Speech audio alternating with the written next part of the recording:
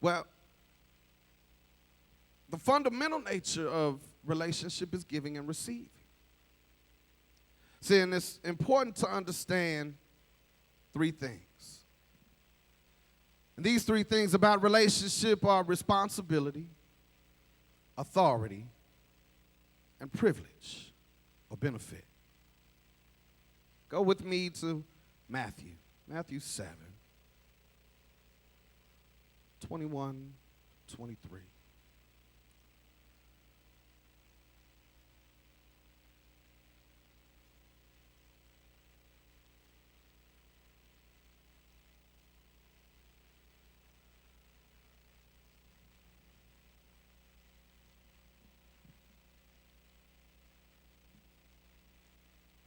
Here in Matthew,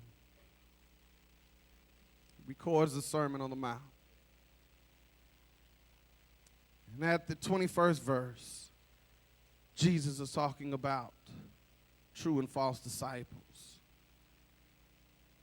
And he specifically says in the NIV version that not everyone who says to me, Lord, Lord, will enter the kingdom of heaven, but only the one who does the will of my Father who is in heaven.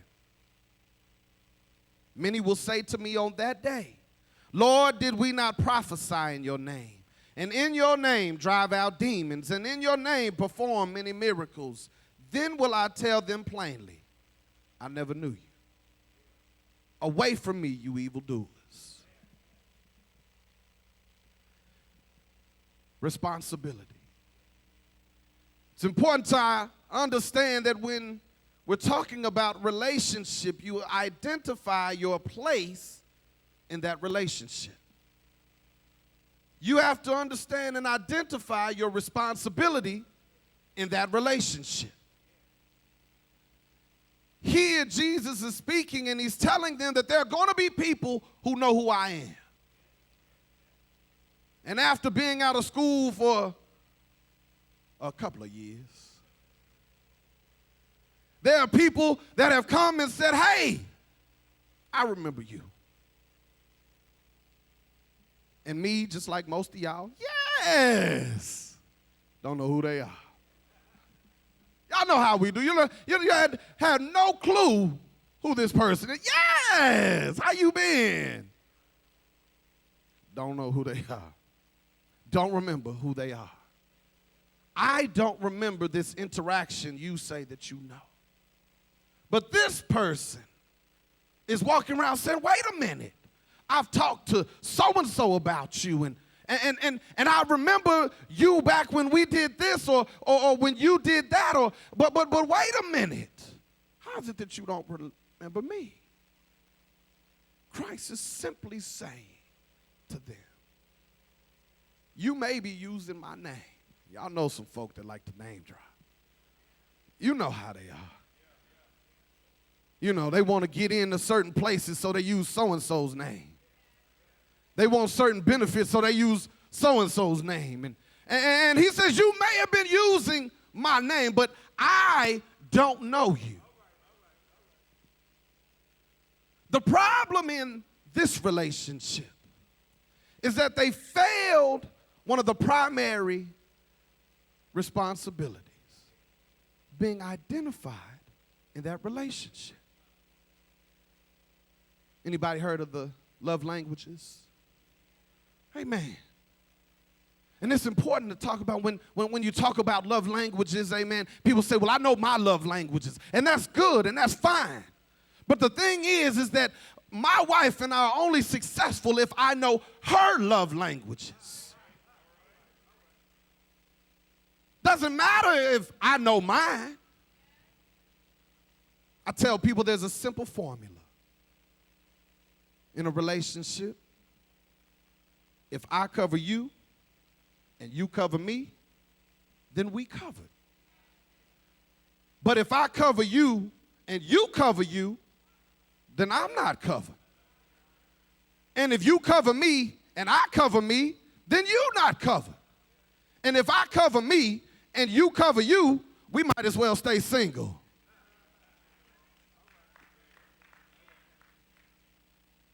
What you have here is a simple failure of responsibility.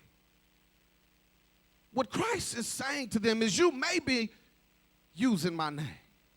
And you may have tried to do all of these things in my name.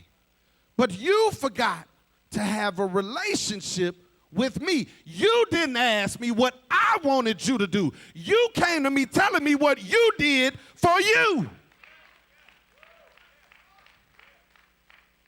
See, the will of God and the purpose of God is not always for you to be seen.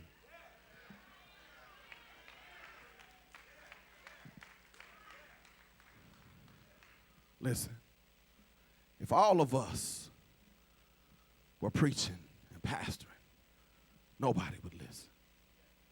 Some of us have to be here to unlock the door. Some of us have to be here to make sure the sanctuary is clean. Some of us need to be here to sing. Some of us need to be here to play. Some of us have, listen, we are all one member, one body, one body. Many members, but one body. I got you. I'm with you. He got about 3 more years of Sunday school than I do. I'm just playing, joking. One body, but many members. And it's important that each of those members play their part. And in any relationship, you need somebody to be responsible for their part. The nature of the relationship is first by identifying who you are in that relationship. When you identify who you are in that relationship, then you understand what your responsibilities are in that relationship. Whenever you go to a new job, the first thing, what is the scope of my duties? What are you hiring me for? What are you bringing me in here for? Who am I supposed to be in this relationship?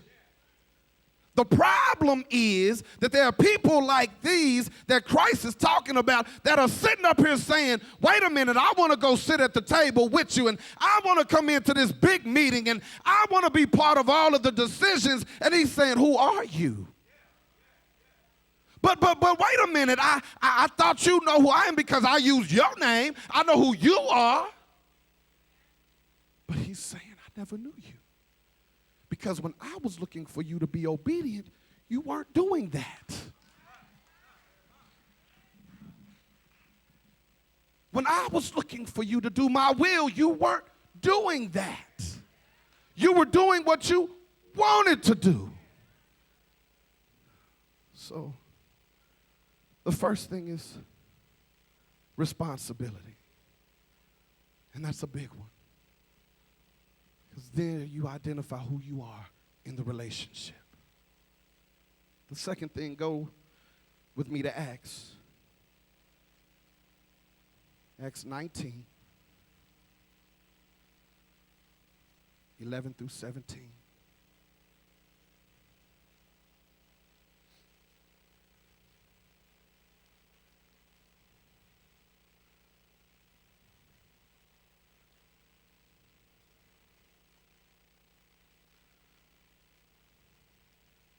NIV version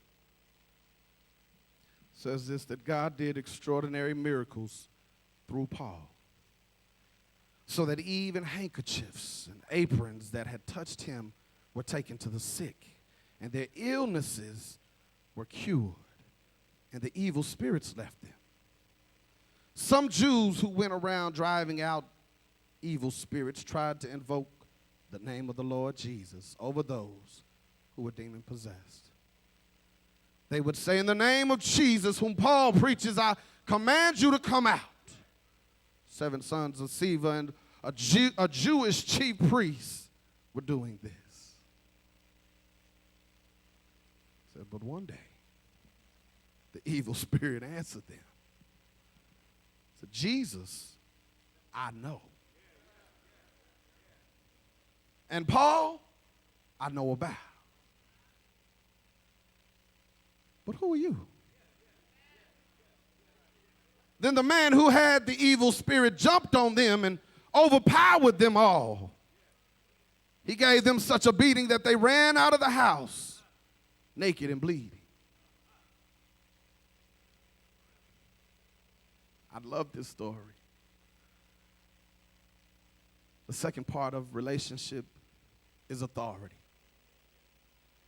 You have to understand that with authority comes responsibility. With responsibility comes some authority. So in the nature of your relationship, you have to identify your authority and the authority of the person you're in a relationship with. Now, there were years ago when I would call or I would go to someone and I'd have a problem with something and I'd say, this thing won't work and I don't understand. You're not going to charge me this, that, and the other. And the service rep would say, well, no, there's nothing we can do. There's such a wonderful video on YouTube now. The condition and the circumstances weren't wonderful, but I love the response of the young man that was working behind the desk. He said, it's above me now. She said, wait a minute, but you can get me a room. It's above me now. But I had a reservation. It's above me now. I love that response. It's above me now. And I've learned that nowadays I don't argue with service reps. I don't even waste time because I understand the level of their authority has gone as far as it can go. What they're telling me is, listen, our relationship has gone as far as it can go. Listen, they told us when we got here, don't go past this black tape because they're not going to see you. So I've gone as far as I can go.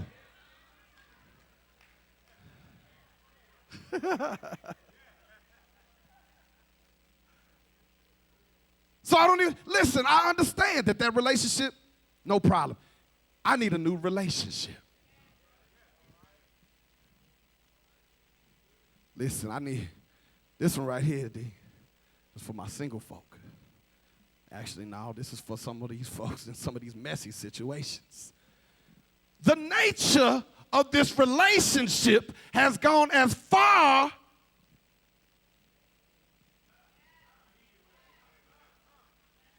Listen.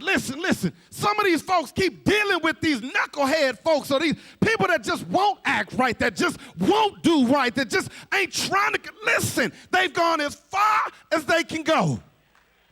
And you keep trying to have this relationship and you keep trying to deal with this person and you keep hoping that they gonna change and you keep thinking that you gonna make them do something they're not capable or don't have the authority to do.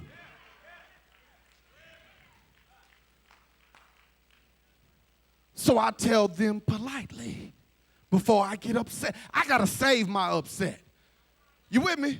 I got to save that upset because when I let that upset go, it's a problem. I can't waste my upset on somebody that really does not have the authority.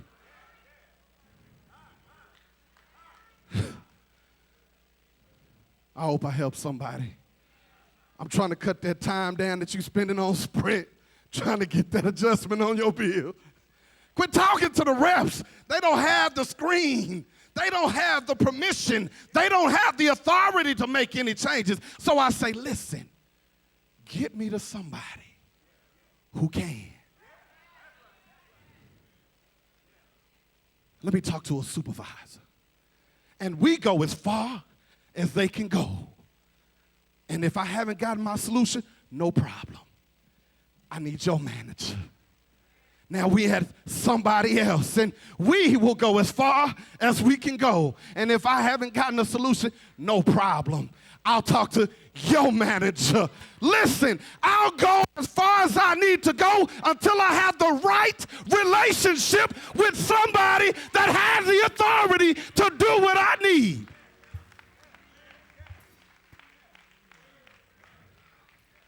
Oh, Lord. Listen. You just don't have the authority. But I love this scripture because even the Spirit said, Jesus, I know. And that Paul that you talk about, I know about him too. But who are you? You do understand that it is a federal crime for you to imitate or be an imposter of a federal agent. You will get time in prison if you run around here impersonating a federal agent. Why? Not because you don't look like him. Not because you don't talk like him. Not because you don't know a few federal agents, but because you don't have the authority. You have to understand, not only are you concerned about the authority of the other person, you need to be clear about your authority.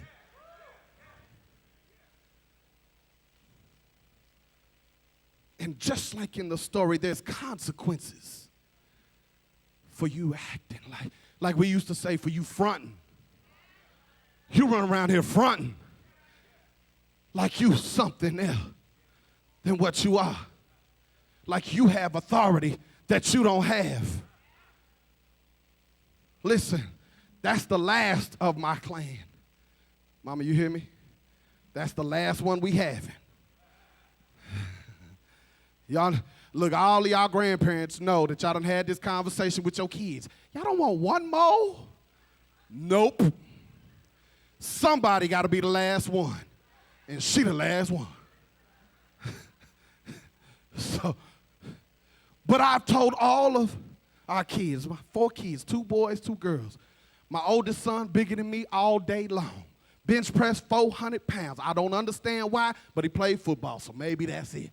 But I've been clear with all of my kids. Listen, you will never be my friend.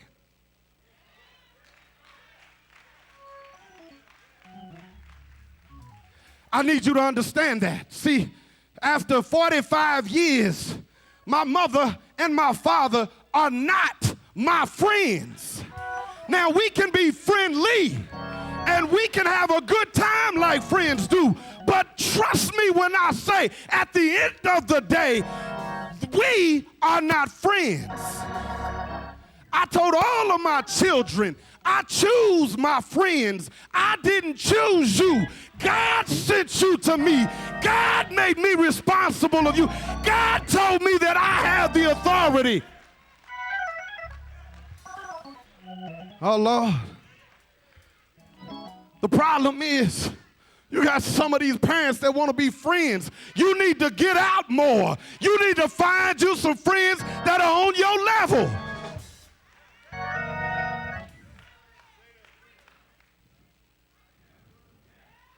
Now, I'm over an organization in Tulsa, and we mentor youth all the time.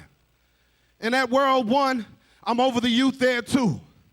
And I have social media like everybody else. But I keep telling these kids, we will not be friends. You cannot be on my social media.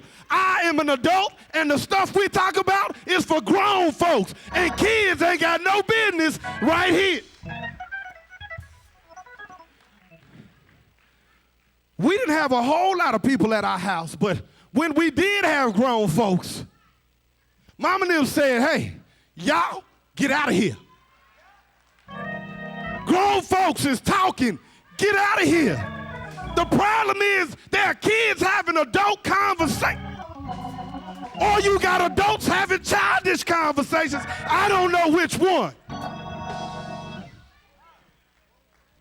My Lord.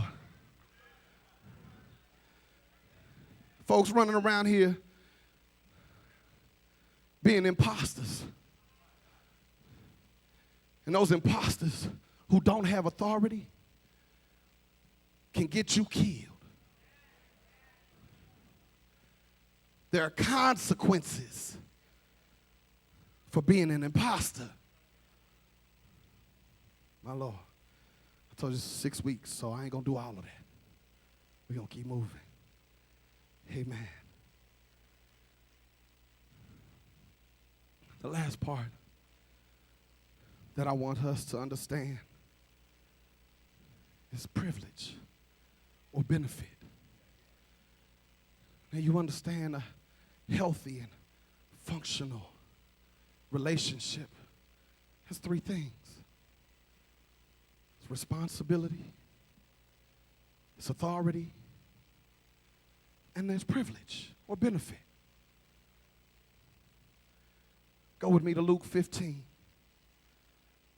And I'm only going to take 17 through 24. We know this story. We've heard it over and over again. But I just want us to grab this piece. Talking about the youngest son who ran out there trying to be something he wasn't. It says when he came to his senses, he said, how many of my father's hired servants have food to spare? And here I am, starving to death. He said, I will set out and go back to my father and say to him, Father, I have sinned against heaven and against you. I am no longer worthy to be called your son. Make me like one of your hired servants. So he got up and went to his father. But while he was still a long way off, his father saw him and was filled with compassion for him. He ran to his son, threw his arms around him and kissed him.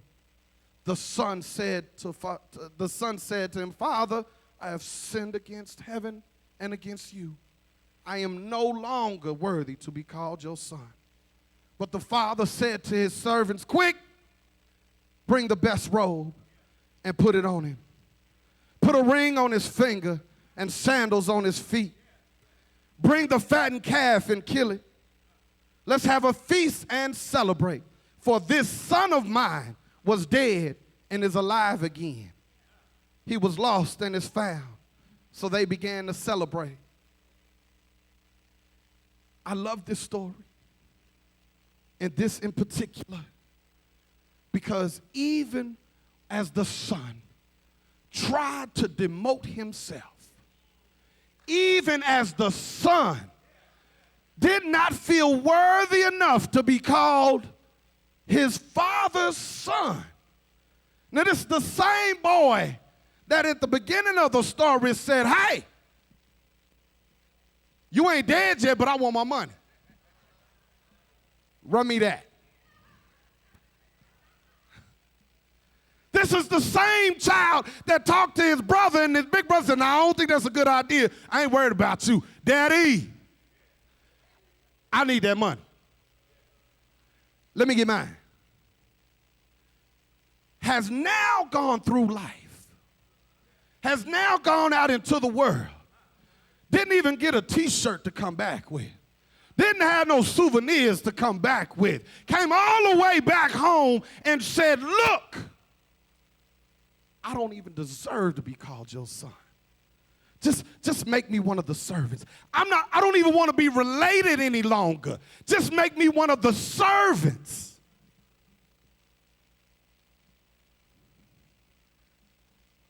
I don't know about you, but I've done some things in my life where I knew that if I told my mother and I told my father, they would be disappointed. And the idea of them being disappointed hurt me enough that I detached from that relationship because I failed in the responsibility and the authority.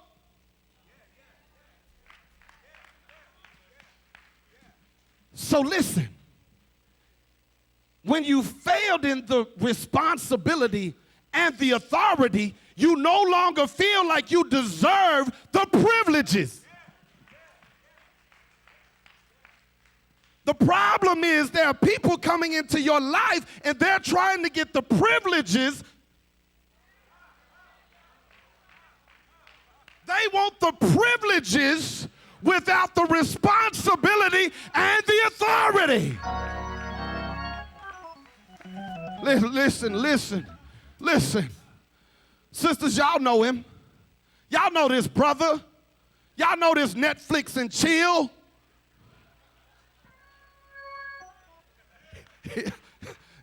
It's a shame. These brothers got commitment issues so bad they don't even want to pay for cable. They just want to buy one of them Fire Sticks and be done with it.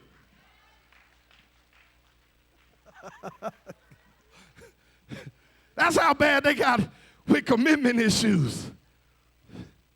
But we dealing with this relationship and he wants certain benefits. He doesn't want the responsibility that, hey, you might need some help around the house. He doesn't want the authority that, hey, we need to do certain things before we get to this place. He wants the privileges and the benefits. He wants to be able to call you when he want to call you, or text you when he want to text you, or be available whenever he want to be available. But he don't need to be taking advantage of these privileges. And these, y'all, back in the day we said friends. Now the authority and the responsibility is we just friends. But these benefits are something else. Now, brothers, we ain't the only ones out here doing bad. There's some sisters. They running around here nowadays. They want you to pay light bills. They want you to pay. Well, they ain't got no house, so they want you to pay rent. They want you to pay this cell phone bill.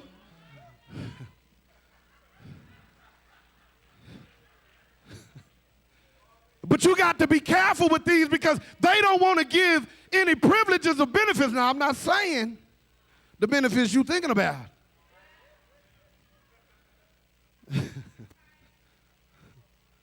Because that's just called prostitution. I mean, let's just be real.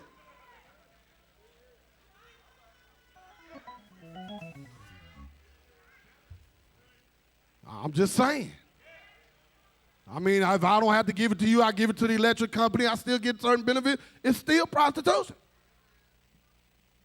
Hello, somebody. Those aren't the benefits. I'm not talking about that. I'm specifically talking about they have no desire to be responsible in a relationship that believes or takes the time to know what your purpose is, what the will of God is in your life. They don't see themselves covering you. They just see that you can cover this bill.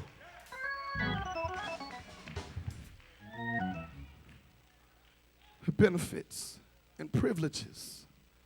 So the young man decided that as a son, he wanted to take advantage of the privileges. But I love what happens in this part of the story because when the son had already decided he was no longer a son, his father stood down there at the bottom of what they said is a hill. I don't know if it was flat, if it was hilly, or what it was. All I know is that it was a long way off. And just like you, with people that you love, you know how they walk. You know how they stand. You know how tall they are, how wide they are. Even when they've been through some mess, you still.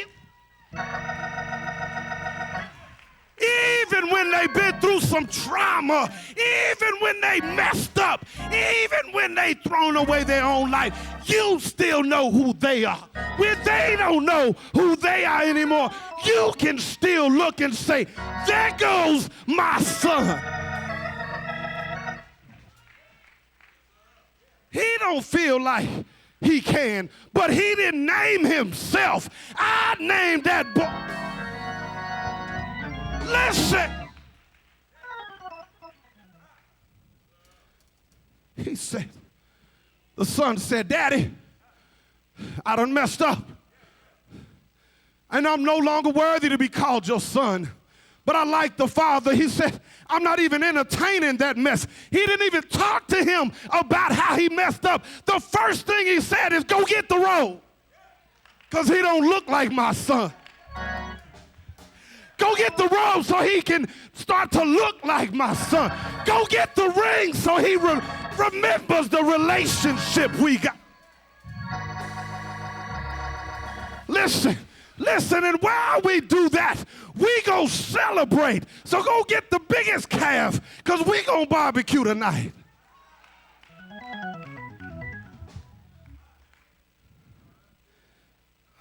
Listen. That's why I tell my kids, we won't be friends. We can't be friends, because God thought enough about me to say, you can handle this responsibility.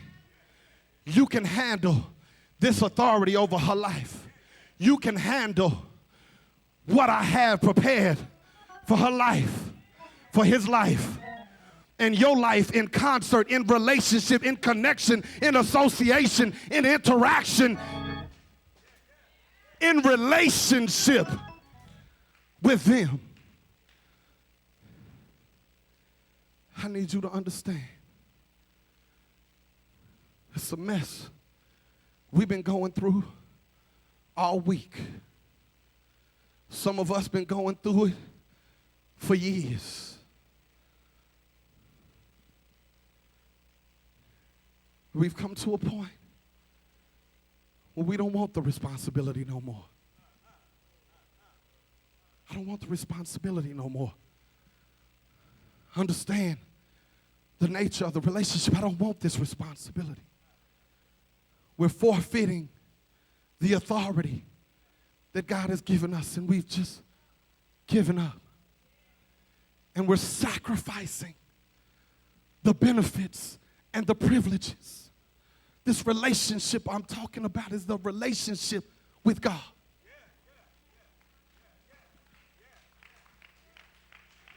Everybody in here should be clapping, because everybody in here been in that situation. Everybody in here has gotten away from what. Listen, I'm not saying that you sin. I'm saying that there may be a situation that has become a distraction, and you don't want the responsibility, or you don't want the authority, or you don't understand that you're sacrificing the privileges. What I mean by that is some of us have been wrestling with sickness, and instead of being like that woman with the issue of blood who said, listen, I heard about a man that I need to have relationship with. She got to a point where she was desperate enough to say the relationship with my doctors has gone as far as it can go. But I heard about a man, and they say that this man has the authority to heal my body. They said that with the relationship with this